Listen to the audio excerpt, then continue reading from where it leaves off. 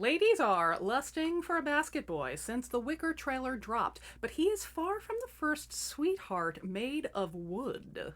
My current favorite one is a bizarre and tragic fairy tale by Catherine Bernard, one of the 13 conteuses of 17th century France who dominated fairy tale literature of the time.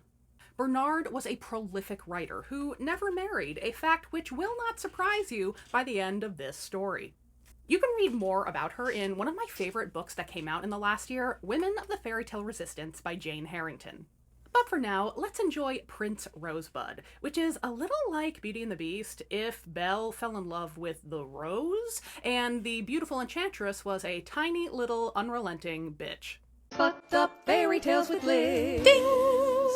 Once upon a time, a widowed queen raised a lovely little girl she'd named Florinde. Back in those days, if you were a lovely little French princess, you had a guardian fairy. Sometimes you got a generous, gracious fairy who bestowed you with gifts, and other times you got a sadistic little stinker. Florinde, her mother, and all of their ladies-in-wait were needlepointing and whatnot in the queen's chambers one day, when one such stinker visited. The fairy arrived in style atop a tiny ivory chariot drawn by butterflies with prismatic wings. Then she walloped them with this decree. Florinda's a darling, as sweet as can be, though her destiny's nothing but sour. Should she promise herself to a man she can't see, their rapture shall wilt like a flower. Then she disappeared in a burst of rainbow, which is the fairy equivalent of dropping the mic. The queen was aghast. She wasted no time trying to counter the curse. Florinde hadn't even come of age before the queen was setting her up on a speed dating marathon, figuring the princess would have to fall for someone she could see if the queen just kept sitting various boys down in front of her. But Florinde was completely overwhelmed. So many men had offered their hand by the time she was of marriageable age that she feared hurting any of their feelings by picking one over the other. She asked her mother for a reprieve. "Please put me up in a little country house away from the bustle of court. My social battery is very drained." So the queen, certain she'd exhausted any possible mate for her daughter, agreed. Here's the problem. In another kingdom, a king had an eligible son who had not been invited to meet Florinde because his father had done everything in his power to make sure his son avoided marriage. See, that king had been married to a woman so beautiful he seethed with jealousy anytime she talked to another man, and when she suffered an untimely death, the king decided to marry a woman he wasn't attracted to at all to avoid such possessive feeling. In an ironic twist, his second wife was so insecure in her new role, she became overly jealous of him, and so the king decided that marriage was a sham no matter how you approached it. He shut his son up in a tower like Rapunzel, giving the boy whatever his heart could desire, as long as his heart didn't desire a lady. And it worked for a while. Then, shortly after the prince turned 24 years old, a tiny chariot of ivory pulled up by 6 colorful butterflies. It showed up at the tippy-top window of his tower. "Can I help you?" he asked its driver. The fairy flung a portrait out of the carriage, which landed at the prince's feet. She snickered and disappeared in a burst of glitter dust. The prince sneezed and picked up the portrait. It was Florinde, depicted so beautifully that the prince immediately rappelled out of the tower to find her. He hiked into the woods to the beautiful countryside where that same fucking fairy was waiting for him. "You foolish mortal," she cackled. "You're walking right into the thorny brambles your father hoped you'd avoid." And then she thought of a way to make things even thornier. But let's get back to Florinde. Florinde was set up in an adorable country house surrounded by marvelous gardens. One day, as she strolled those gardens, she found herself taken with a sprawling rosebush. She walked closer to it and leaned in to inhale its petals. The bush's branches leaned toward her, as if swooning in return. Florinde laughed and walked around the bush to observe its other angles. The rosebush followed her, bending toward her as if she were the sun. One flower reached out like a hand reaching for hers. Florinde grasped it and gasped as a thorn pierced her flesh, spraying her skirt with speckles of blood. Overwhelmed, flushed, and slightly ashamed for some reason, Florinde ran back to the house. But the next day, she visited that rosebush again. The shrub bent toward her. It wrapped its branches around her arms and pulled her close. The poor girl went, "Ugh," and pulled herself free, and was shocked to hear the rosebush sigh with frustration. "What the fuck is happening?" she squealed. "Oh, thank God you spoke to me, so I can finally talk back," the rosebush cried. I'm a prince. I've been trying to find you, Florinde. I'm desperately in love with you. But on my way to your home, I was enchanted into this form by the same fairy who tempted me with your portrait. I will remain a bush forever unless you fall in love with me. So, is this whole thing doing it for you by any chance?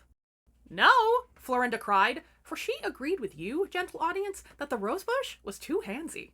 She was intrigued by his story, and honestly a little into what he'd been putting down before he clumsily embraced her, but she wasn't about to put up with his groping. She ignored him for a while, pretending not to hear his weeping and sighing. It wasn't just his boorish behavior that put her off. Florinde couldn't get a nagging thought out of her mind. What if this was the man she couldn't see? She was a smart cookie. She resolved to stay away. When winter came, however, her heart softened. She built a wall around the rosebush to protect it from the elements, and he in turn learned how to woo with words and not hands, and the two became close friends. One day, Florinda's mother summoned her back to court. Florinde visited the prince to break the bad news, and found herself weeping into his petals at the idea of leaving him behind. Her tears transformed the prince back to his human form. He swooned and clutched at her skirts, but she fled. But don't worry about that, because Rosebud followed her. He obviously doesn't understand boundaries. He also introduced himself to the queen as a potential suitor, but neglected to mention the whole Rosebush curse. So the queen said, "Heck yeah, you look like a man my daughter can see." Florinde was still on edge, though, for she knew the truth. Time ate away at her resistance. She loved Rosebud, so she began to rationalize, maybe if the prince proved his faithfulness, that would counter the curse. For only an infidelity could wilt the rapture of a relationship, right? Right? She asked Prince Rosebud to vacation on the island of young and hot people for a bit to prove his faithfulness. Everyone there is young and hot, she reasoned, so if he can avoid temptation there, he will be the most faithful husband a girl can dream up. And to be fair, he did grow up alone in a tower, and she was his very first girlfriend, and maybe he should spend some time with other people to see if he was actually into Florinde or just didn't know any other women. So he agreed to the trip and promptly set off for the island of young and hot people. Great news! Prince Rosebud did resist temptation. Plus, when Florinde started to miss him, like all of 2 weeks later, she called him back, and she was so excited to see him, she didn't even grill him about what went down on the island. What did it matter? Her babe was back. They immediately wed with pomp. Terrible news.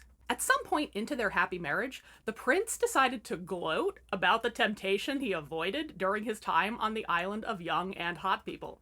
He told Florinde, "You know, there was this tight little fairy queen there who was very into me. She was not yet 17, if you know what I mean." Yes, unfortunately, I do know what you mean. "And she was super into my older man vibe, so she asked me to marry her, and I almost did, but you summoned me back just in time. Isn't that hilarious?" Florinde did not find it hilarious, and now anytime he said she was beautiful, she would say, "As beautiful as the queen of the fairies?" And he'd respond, "Ugh, get off my back." And she'd say, "Is that what you did to the queen of the fairies?"